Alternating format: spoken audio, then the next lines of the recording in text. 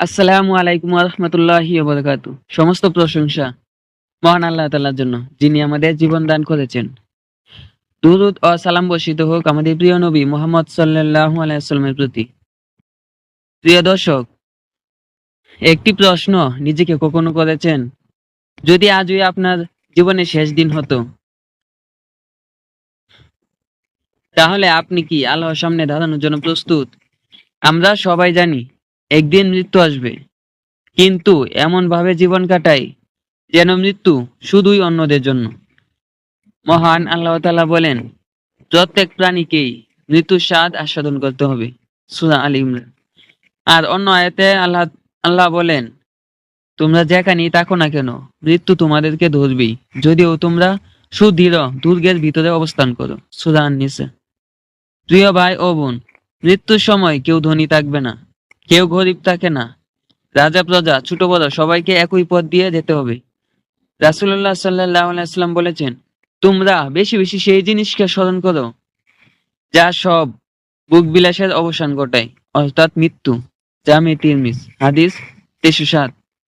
আজকের এই আলোচনায় আমরা জানব, মৃত্যু আসার আগে আল্লাহ কুরআন ও সহিহ হাদিসের মাধ্যমে মানুষকে কোন কোন বিষয়ে সতর্ক করেছেন, যাতে আমরা সময় থাকতে নিজেদের সংশোধন করতে পারি।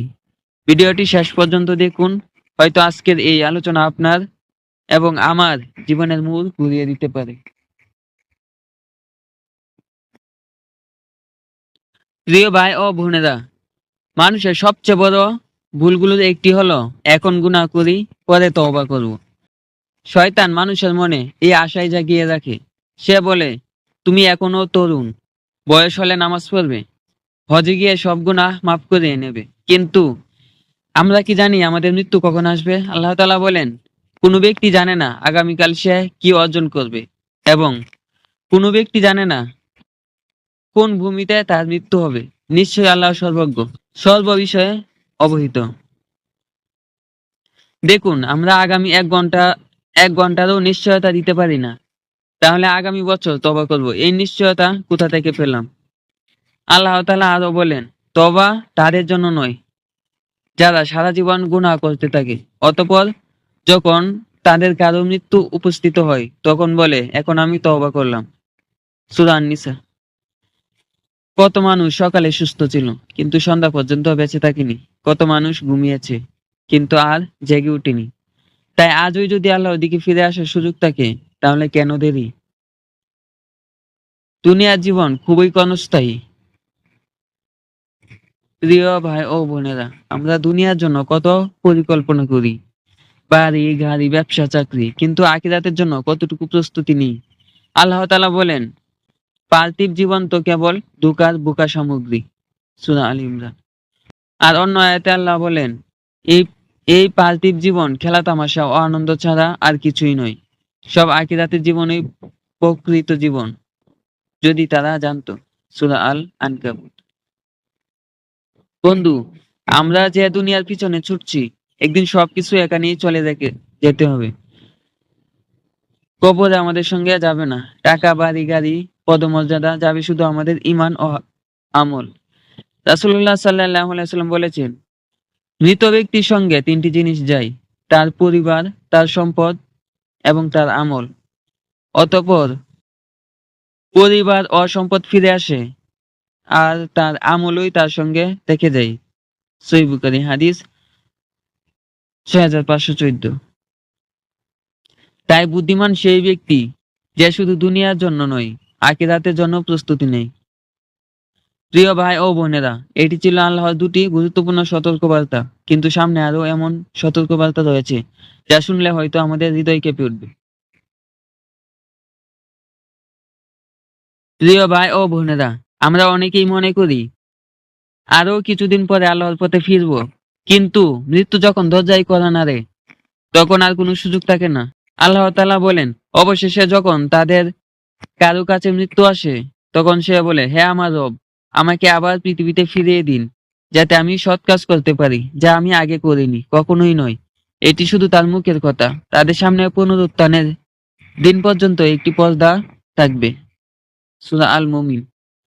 সেদিন মানুষ শুধু একটি সুযোগ চাইবে, আরেকবার পৃথিবীতে ফিরে এসে একটি সিজদা দিতে, একটি তওবা করতে, একটি ভালো কাজ করতে। কিন্তু তখন আর সেই সুযোগ থাকবে না। মৃত্যুর পর শুরু হবে প্রকৃত জীবন। বন্ধু, মৃত্যু কোনো সমাপ্তি নয়, এটি আখিরাতের জীবনের শুরু। রাসূলুল্লাহ সাল্লাল্লাহু আলাইহি ওয়াসাল্লাম বলেছেন, কবর আখিরাতের প্রথম ধাপ। যদি কেউ এতে সফল হয় তাহলে পরবর্তী ধাপগুলো তার জন্য আরো সহজ হবে। আর যদি এতে সফল না হয় তাহলে পরবর্তী ধাপগুলো আরো কঠিন হবে। জামে তিরমিজ হাদিস 2308। আজ আমরা যে পৃথিবীতে আছি এখানে আমল করার সুযোগ আছে, কিন্তু কবরে পৌঁছে গেলে আমলের দরজা বন্ধ হয়ে যাবে। তখন থাকবে শুধু হিসাবের অপেক্ষা। তাই বুদ্ধিমান সেই ব্যক্তি যে মৃত্যুর আগেই নিজের হিসাব নেই। প্রিয় ভাই ও বোনেরা, আমরা আজ জানলাম তওবা দেরি করা উচিত নয়। দুনিয়ার জীবন অস্থায়ী, মৃত্যু এলে আর ফিরে আসার সুযোগ নেই। কবরই আখিরাতের প্রথম ধাপ। কিন্তু এখনো একটি গুরুত্বপূর্ণ বিষয় বাকি, কিভাবে আমরা আজ থেকে মৃত্যুর জন্য প্রস্তুতি নেব। প্রিয় ভাই ও বোনেরা, আজ আমরা কুরআন ও সহিহ হাদিসের আলোকে জানলাম আল্লাহ তাআলা আমাদের মৃত্যুর আগে বারবার সতর্ক করেছেন। কিন্তু প্রশ্ন হলো, আমি আর আপনি কি সেই সতর্কবার্তা গ্রহণ করছি? আমরা প্রতিদিন মানুষের জানাজা দেখি, কবরস্থান দেখি, মৃত্যুর খবর শুনি, কিন্তু খুব কম মানুষই শিক্ষা গ্রহণ করি। রাসূলুল্লাহ সাল্লাল্লাহু আলাইহি ওয়াসাল্লাম বলেছেন, জ্ঞানী সেই ব্যক্তি যে নিজের নফসের হিসাব নেয় এবং মৃত্যুর পরে জীবনের জন্য আমল করে। আর অক্ষম সেই ব্যক্তি যে নিজের প্রবৃত্তির অনুসরণ করে এবং আল্লাহর কাছে শুধু আশা করতে থাকে। বন্ধু, আজ যদি আল্লাহ আমাদের আরো একটি দিন দিয়ে থাকেন তাহলে এটি তার পক্ষ থেকে আরেকটি সুযোগ। নামাজ ঠিক করার সুযোগ, মানুষের হক ফিরিয়ে দেওয়ার সুযোগ, কুরআনের কাছে ফিরে আসার সুযোগ। আশার দরজা এখনো খোলা। হয়তো আপনার অতীত ভালো ছিল না, হয়তো অনেক গুনাহ করেছেন, কিন্তু মনে রাখবেন, যতক্ষণ প্রাণ কণ্ঠনালীতে পৌঁছেনি ততক্ষণ তওবার দরজা খোলা। আল্লাহ তাআলা বলুন, হে আমার বান্দাগণ, যারা নিজেদের উপর জুলুম করেছো, তোমরা আল্লাহর রহমত থেকে নিরাশ হয়ো না। নিশ্চয়ই আল্লাহ সব গুনাহ ক্ষমা করেন। নিশ্চয়ই তিনি পরম ক্ষমাশীল, পরম দয়ালু। প্রিয় ভাই ও বোনেরা, একদিন আমাদের নাম ও জানাজার মাইকে ঘোষণা করা হবে। একদিন আমাদের জন্য মানুষ দোয়া করবে। একদিন আমাদের কেউ কবরে শুইয়ে সবাই ফিরে যাবে। সেদিন সঙ্গে থাকবে না ধন সম্পদ, খ্যাতি বা দুনিয়ার কোনো অর্জন। সঙ্গে থাকবে শুধু ঈমান এবং নেক আমল। তাই আজ থেকে আল্লাহর দিকে ফিরে আসি। যদি আজকের আলোচনা আপনার হৃদয় স্পর্শ করে থাকে তাহলে ভিডিওটি অন্যদের সঙ্গে শেয়ার করুন। হয়তো আপনার একটি শেয়ারের মাধ্যমে আরেকজন মানুষ আল্লাহর দিকে ফিরে আসার সুযোগ, অনুপ্রেরণা পাবে। কুরআন ও সহিহ সুন্নাহ ভিত্তিক এমন আরো আলোচনা পেতে কুরআনের বার্তা মিডিয়া চ্যানেলটি সাবস্ক্রাইব করুন।